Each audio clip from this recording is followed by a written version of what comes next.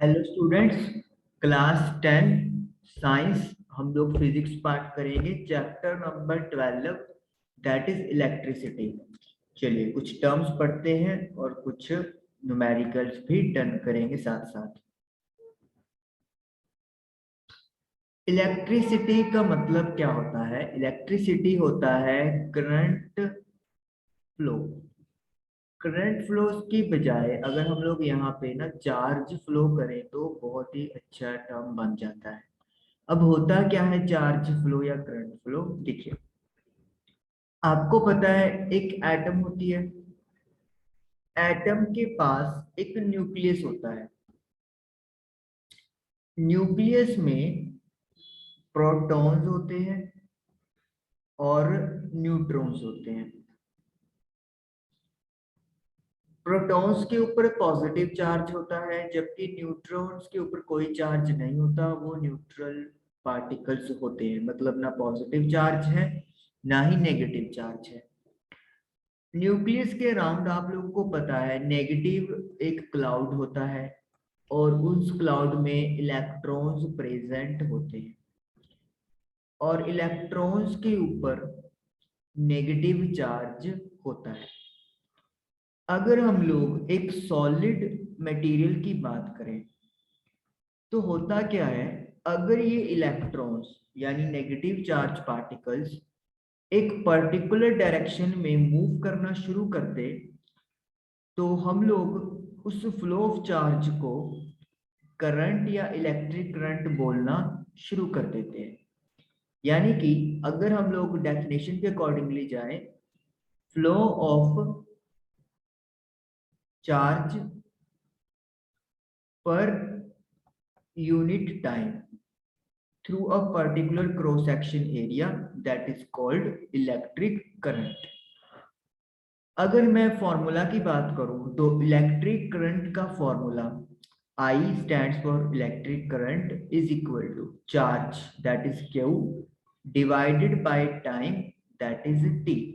तो जब आप टोटल चार्ज को टाइम से डिवाइड कर देते हो तो उस सर्किट में कितना करंट फ्लो कर रहा है वो आपके पास वैल्यू आ जाती है। I is equal to Q by T। Q जो चार्ज होता है उसकी एसआई यूनिट कूलम होती है। क्वेश्चन है अब व्हाट इज वन कूलम, या फिर कूलम है क्या चीज? One coulomb is that quantity, one coulomb charge की वो क्वांटिटी है जिसके अंदर 6 multiply by 10 the power 18 electrons आते हैं अप्रोक्सीमेटली। मतलब अगर इतने इलेक्ट्रॉन्स मिल जाते हैं 6 मल्टीप्लाई बाय 10 की पावर 18 इलेक्ट्रॉन्स, तो इनके ऊपर जो टोटल चार्ज बनता है वो 1 कूलम होता है। अब क्वेश्चन आप लोगों के मन में ये आ रहा होगा कि हमें कैसे पता चला कि 1 कूलम में इतने इलेक्ट्रॉन्स आते हैं। तो ये एक मैथमेटिकल तरीके से हम लोग इसको सॉल्व करेंगे। कैसे? हमने देखा कि करंट का फॉर्मूला है Q बाई टी, लेकिन Q का भी कोई ना कोई फॉर्मूला होना चाहिए, तभी हम लोग टोटल चार्ज पता कर सकते हैं। तो टोटल चार्ज के लिए एक फॉर्मूला है Q is equal to N multiply by E। N एक इंटीजर है नंबर और E आपका charge on 1 electron. Actually fundamental होता है कि जो वैल्यू आती है, लेकिन याद रखने के लिए कि E भी यूज किया गया है, मैं यहाँ पे चार्ज ऑन 1 इलेक्ट्रॉन कह देता हूँ। अब टोटल चार्ज क्यों, अपने पास 1 कूलम है, हमने यही पता करना है कि कितने इलेक्ट्रॉन्स हैं। तो n नंबर ऑफ इलेक्ट्रॉन्स या इंटीजर, मुझे नहीं पता कितना है। एक इलेक्ट्रॉन के ऊपर कितना चार्ज है वो आपको पता है, 1.6 multiply by 10 the power -19 coulomb. ये आप लोगों को क्लास 9th में भी आया है और ये आपको याद रखना है कि एक इलेक्ट्रॉन के ऊपर इतना चार्ज होता है। मैं यहाँ पे नेगेटिव साइन यूज नहीं कर रहा हूँ, ठीक है ना, क्योंकि अगर मैं यहाँ पे नेगेटिव यूज करूंगा तो फिर यहाँ पे भी टोटल मुझे नेगेटिव -1 यूज करना पड़ेगा, क्योंकि अगर मैं इलेक्ट्रॉन्स को इकट्ठे कर रहा हूँ तो उनके ऊपर जो चार्ज है वो प्लस प्लस होकर माइनस ही बनेगा। तो इसलिए आप उस चीज को एलिमिनेट कर रहे हैं। अब ये भी आपको पता है कि प्रोटॉन के ऊपर भी इतना ही चार्ज होता है, लेकिन वो पॉजिटिव चार्ज होता है। तो मतलब electron and proton carry equal charge but opposite in sign, sign का डिफरेंस होता है, अदरवाइज चार्ज की वैल्यू दोनों पर सेम ही होती है। एन निकालना है, मैथमेटिकली क्या करेंगे, 1.6 इंटू 10⁻⁻⁻ को डिवाइड में ले जाएंगे, इधर मल्टीप्लाई था उधर जाकर डिवाइड हो गया, पॉइंट हटा के ऊपर 10 लगा दो, 10⁻⁻19 है, जब आप इसको न्यूमिनेटर में भेजोगे तो पावर का साइन चेंज हो जाता है। अब यहाँ पे 10 है तो न्यूमिनेटर डिनोमिनेटर से छोटा है 10 के अकॉर्डिंगली, तो मैं यहाँ पे इसको क्या करूंगा 100 लिख दूंगा, मतलब मैंने एक 10 से इसको मल्टीप्लाई कर दिया, जब एक 10⁻1 यहाँ पे खींच लिया तो यानी कि यहाँ पे क्या बचेगा 10⁻18। 100 को 16 से मैं अगर डिवाइड करूंगा तो मुझे क्या मिलेगा 6.25 इंटू 10⁻18, और मैं इसको अप्रोक्सीमेटली क्या लिख देता हूँ 6 इंटू 10⁻18 इलेक्ट्रॉन्स। तो इस तरीके से ये आपके पास आंसर आता है कि 1 कूलम में कितने इलेक्ट्रॉन्स होते हैं। तो अगर क्वेश्चन आ जाए डिफाइन 1 कूलम, तो how will you define 1 coulomb is that quantity of charge which carries 6 multiplied by 10⁻18 electrons approximately। चलिए चार्ज की तो बात हो गई, टी टाइम होता है, तो इसका मतलब जो करंट की यूनिट है टाइम मतलब सेकंड में, कूलम पर सेकंड कह सकते हैं हम लोग, लेकिन इलेक्ट्रिक करंट की जो एसआई यूनिट को साइंटिस्ट के नाम पे दिया गया है दैट इज एम्पियर, AMPERE। अगर शॉर्ट में लिखना है तो कैपिटल ए लिखेंगे, अगर पूरा लिखोगे तो ए स्मॉल जाएगा।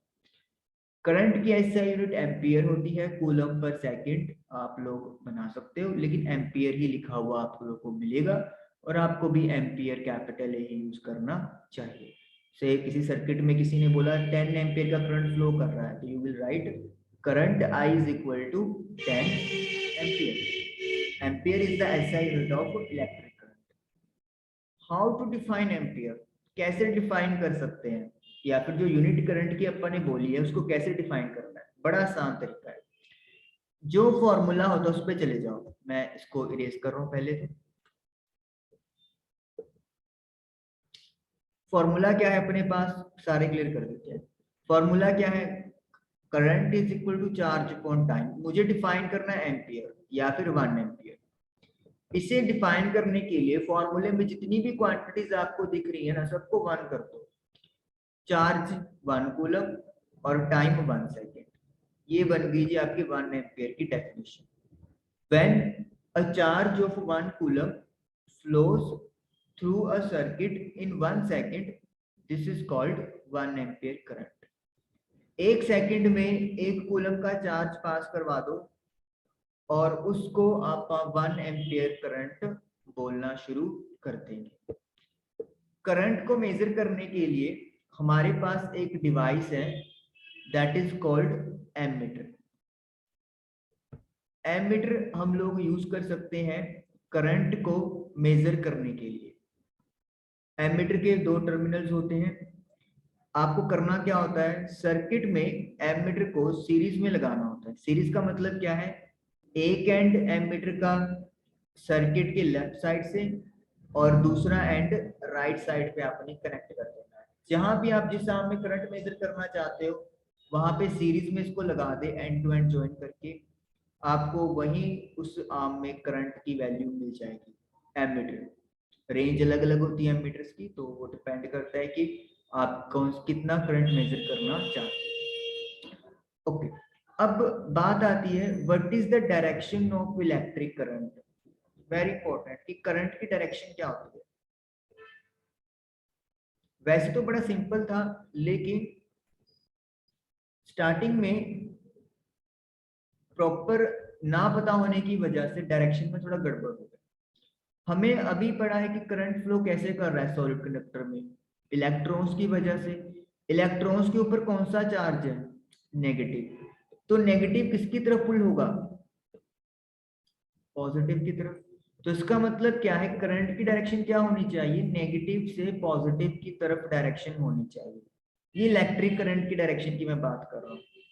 लेकिन अगर आप अपनी बुक में या कहीं पे भी कोई भी सर्किट आप लोग देखोगे, वहां पे ना आपको डायरेक्शन क्या दिखाई देगी, पॉजिटिव टू नेगेटिव। ये कौन सी डायरेक्शन है, ये कन्वेंशनल इलेक्ट्रिक करंट की डायरेक्शन है।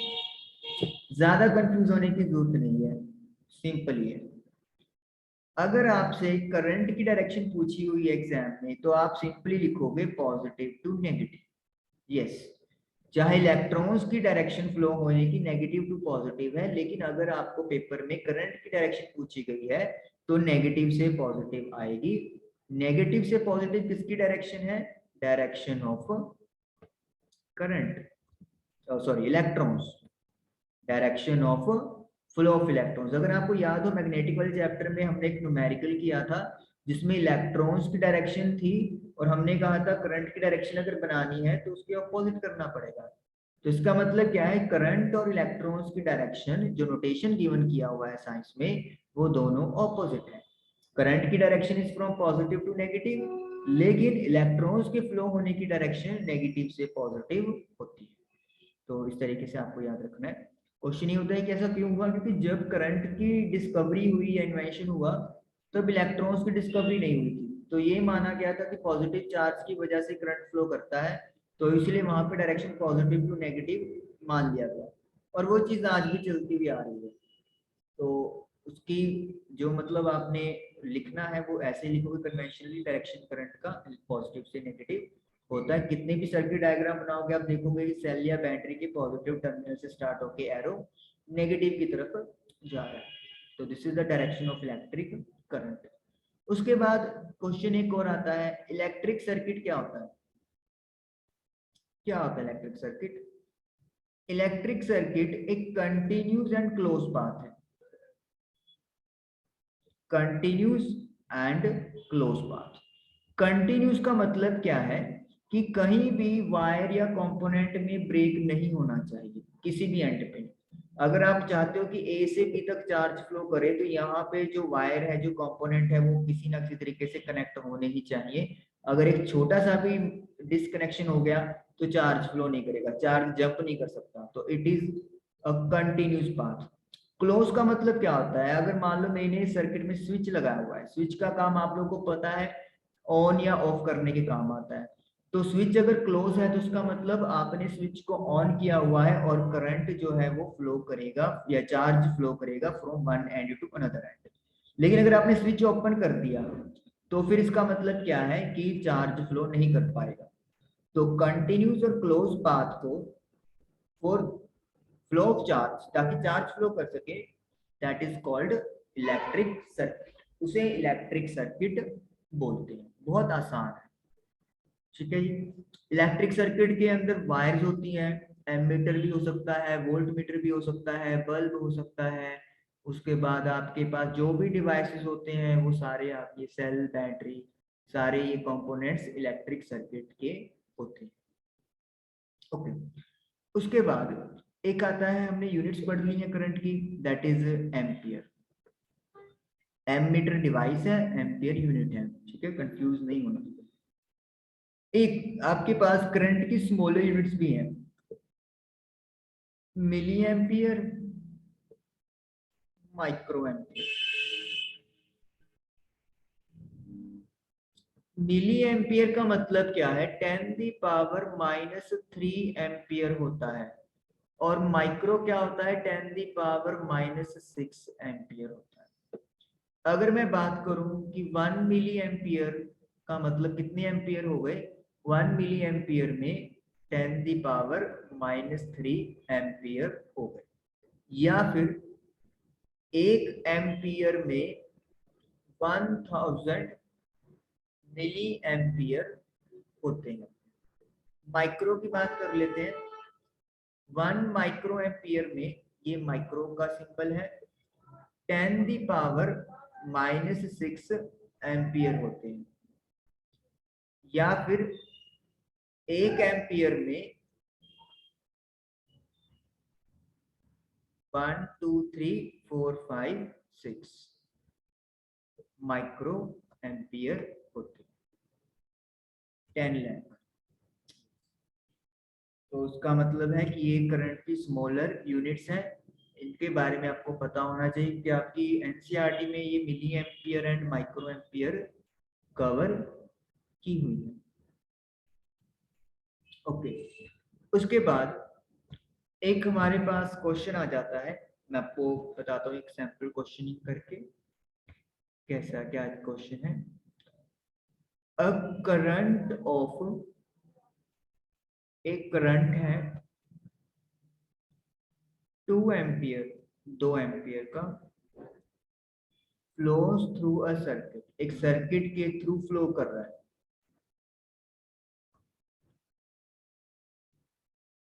इन 1 मिनट, 1 मिनट के अंदर। Find the number of electrons, electrons बताइए कितने फ्लो हुए हैं थ्रू द सर्किट, सर्किट के थ्रू।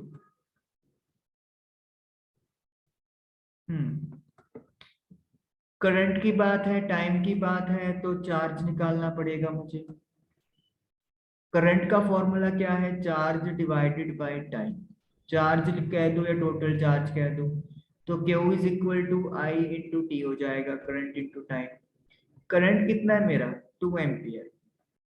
टाइम 1 मिनट है और मुझे टाइम को सेकंड्स में बदलना है। 1 मिनट में कितने सेकंड होते हैं? 60। सिंपली टाइम को जो भी मिनट में दिया उसको 60 से मल्टीप्लाई कर दो, सेकंड बन गया।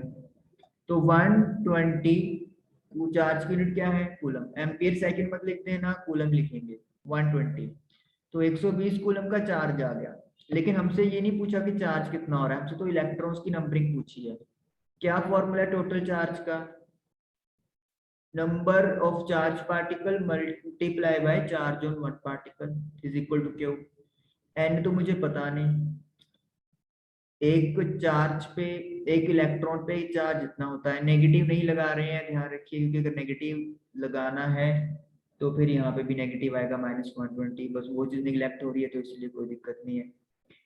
एन निकालना है तो 1.6 इंटू 10⁻⁻19 को डिवाइड में ले जाएं, पॉइंट हटा के ऊपर 1200 बन जाएगा। 10⁻⁻19 डिनोमिनेटर में है, इसको ऊपर ले जाएं, पॉजिटिव हो जाएगा। 1200 की अब डिवाइड करनी है मुझे 16 से, कैलकुलेटर का मैं यूज करूंगा, जस्ट 5 सेकेंड्स। 1200 को डिवाइड करूंगा मैं 16 से, 75 आ रहा है, तो 75 कर देंगे अपन। तो 75 मल्टीप्लाई बाय 10⁻⁹, तो इतने इलेक्ट्रॉन्स जो है वो फ्लो करेंगे 1 मिनट में, जब 2 एम्पियर का करंट फ्लो कर रहा है। तो इस तरीके से आप लोगों का ये क्वेश्चन सॉल्व हो जाएगा।